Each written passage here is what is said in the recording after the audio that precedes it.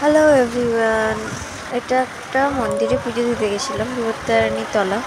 তো এখানে এই মা খুব জাগ্রত। বৃষ্টি হচ্ছিলো প্রচুর পুজোর সময়।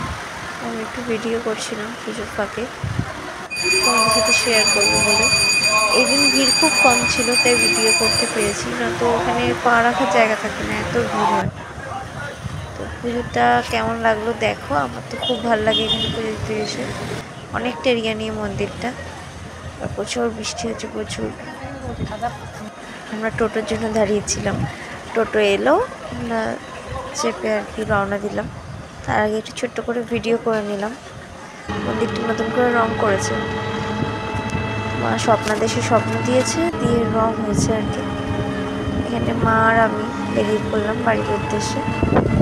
কেমন লাগলো বলো তোমরা। তার আগে একটু পুজোর ঝলকও দেখিয়েছি ভিডিও ফার্স্টে।